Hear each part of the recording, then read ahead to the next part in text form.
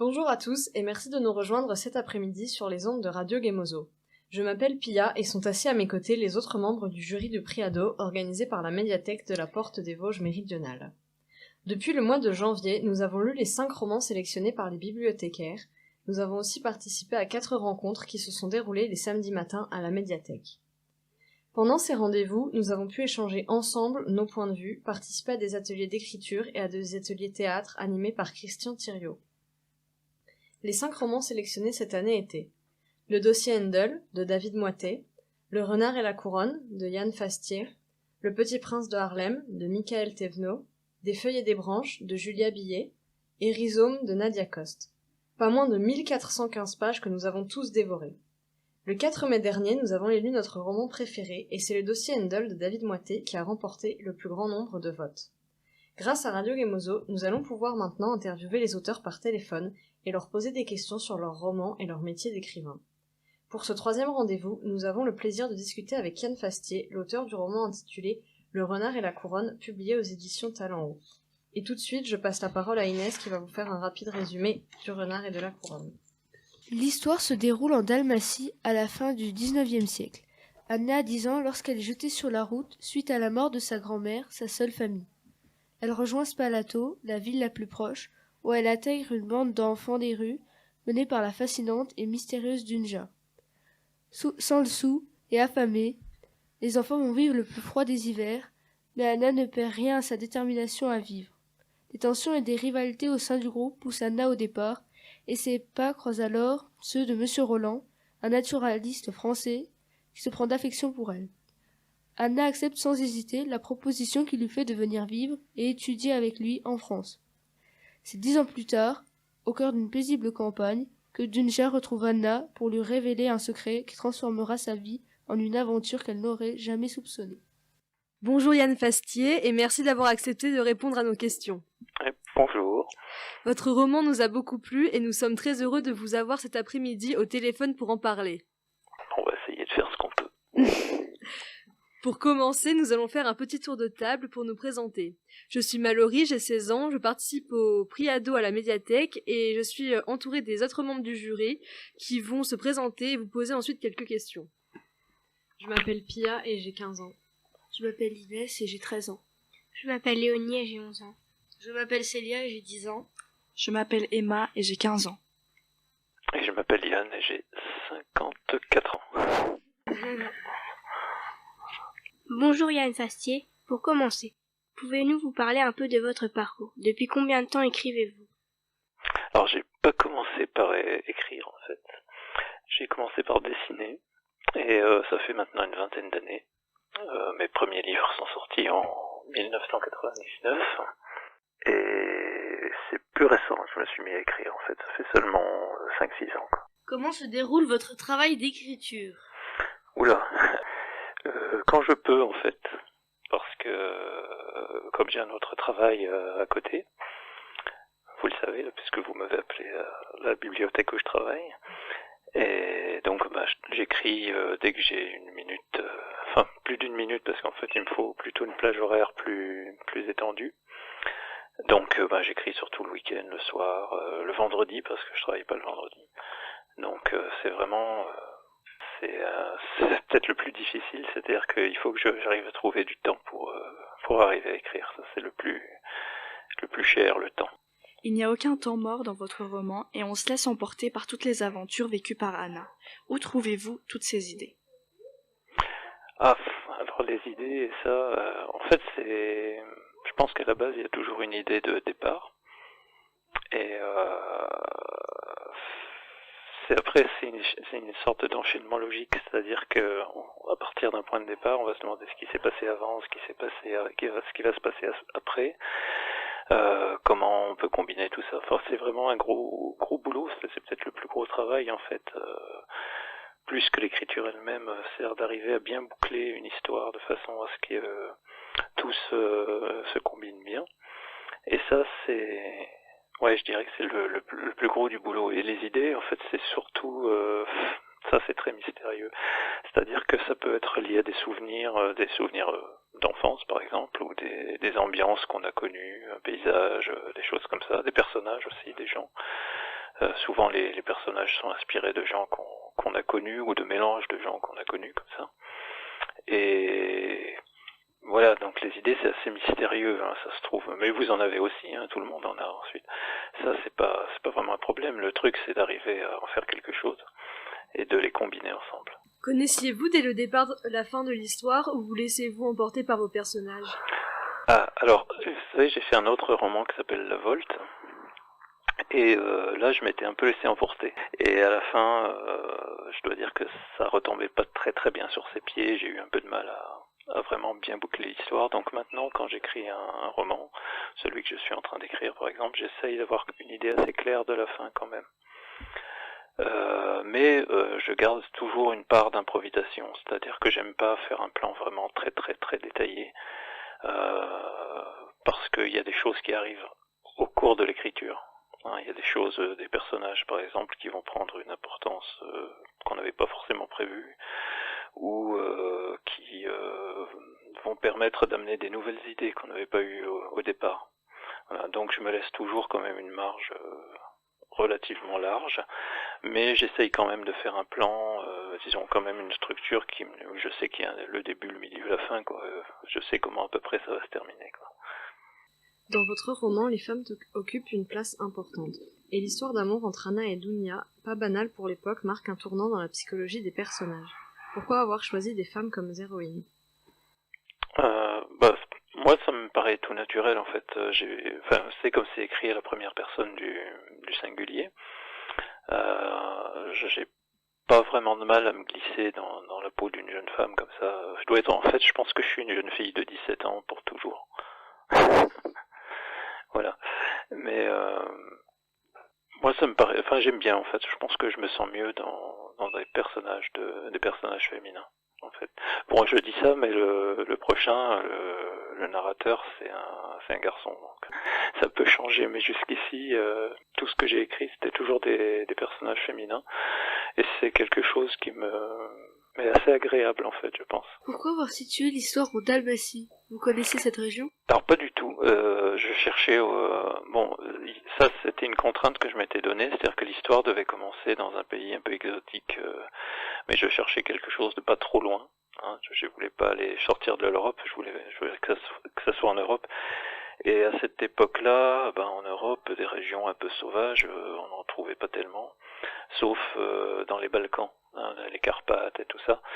C'était des régions qui étaient connues, hein, c'est pas un problème, mais par contre, elles étaient, il y avait des bandits, des choses comme ça. Enfin, c'était des régions qui étaient réputées un petit peu sauvages.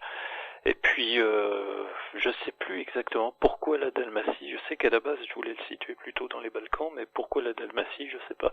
Peut-être parce que le nom me plaisait.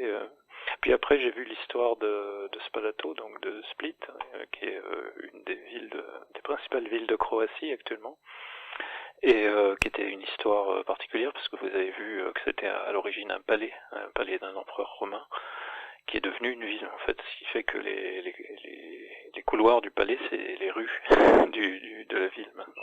Enfin, du centre-ville, c'est vraiment le centre historique. Mais je pense que c'était pour l'exotisme que j'ai choisi ces régions-là. Je voulais une région un peu exotique comme ça. Vous avez remporté le prix 1000 pages pour ce roman et vous avez été sélectionné pour d'autres prix.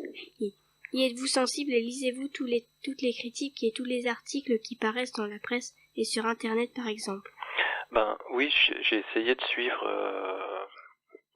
pour une fois qu'il y en avait pas mal, parce que d'habitude quand je fais un livre, il n'y a pas tellement de critiques.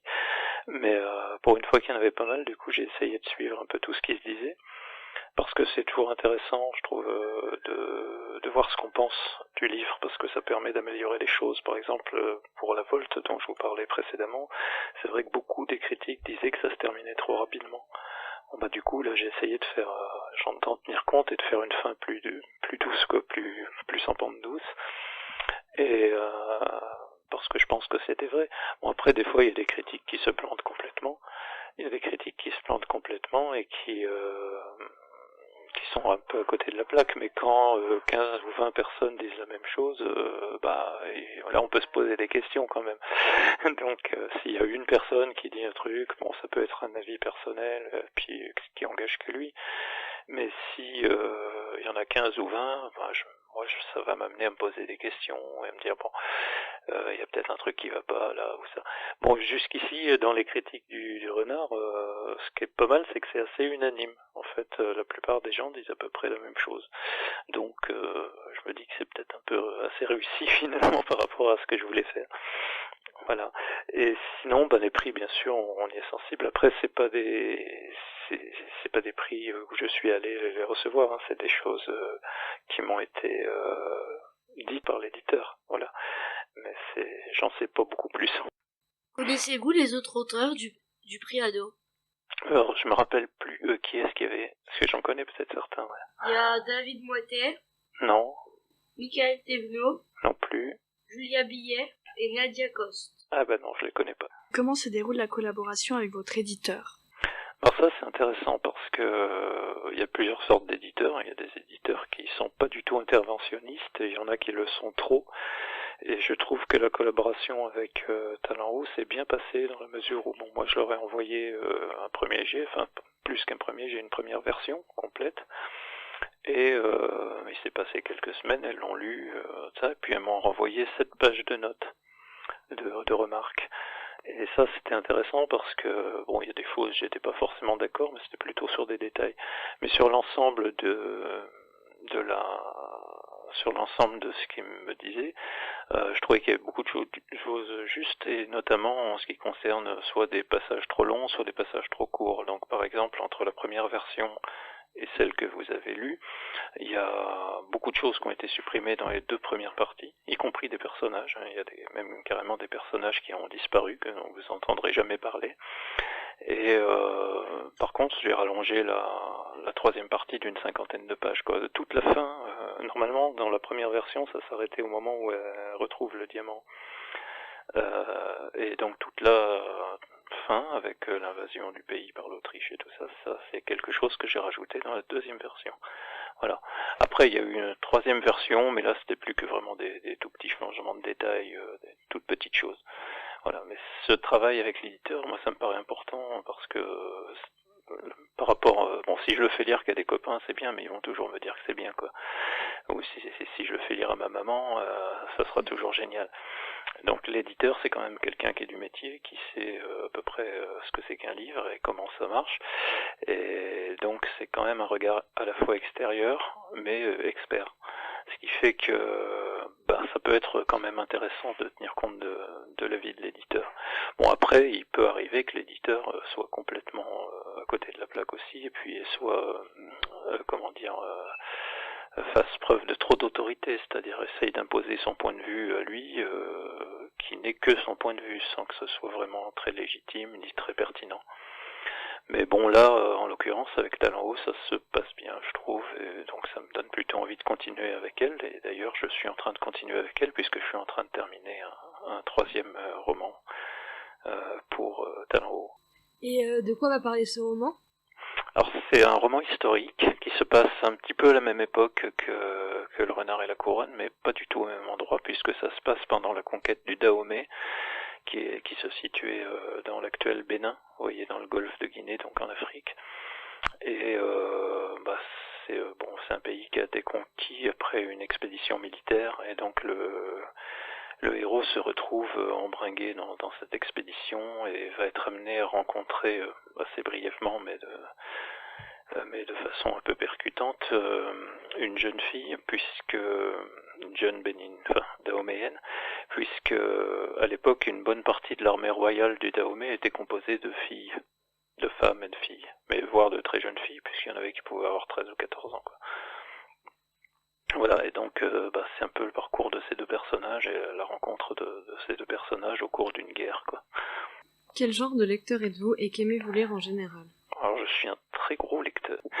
Je baigne dans les livres du matin au soir, puisque je suis à la fois bibliothécaire, donc auteur, je fais des critiques, je suis aussi éditeur, puisque j'ai monté une petite maison d'édition. Donc le livre, c'est un peu ma raison de vivre. Je lis énormément de choses, et puis des choses vraiment très très très différentes, quoi. Ça peut passer du documentaire, du roman, de la poésie, de la bande dessinée, pas mal. Donc c'est vraiment très très différent, et je pourrais vous dire d'un jour à l'autre presque ça change, quoi. Je lis entre 300 et 400 livres par an, quoi, disons. Donc, voilà, donc ça change beaucoup et c'est vraiment très très divers, quoi. Est-ce que le fait d'être écrivain, ça a changé quelque chose dans votre vie?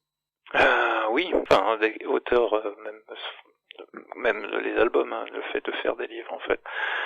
Oui, ça a changé énormément de choses. Je pense que c'était, c'est la chose que j'attendais pendant 10 ans.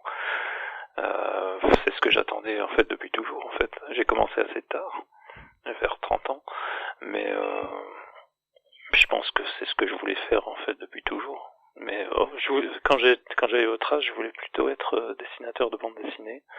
Mais il se fait que j'ai jamais fait de bande dessinée en fait. Mais je pense que je préfère écrire que dessiner en fait. Donc, plus ça va, plus j'arrive à faire ce que je veux en fait. Donc c'est bien. Même si c'est un peu lent, j'aurais dû commencer plus tôt. Mais bon, de toute façon c'est comme ça.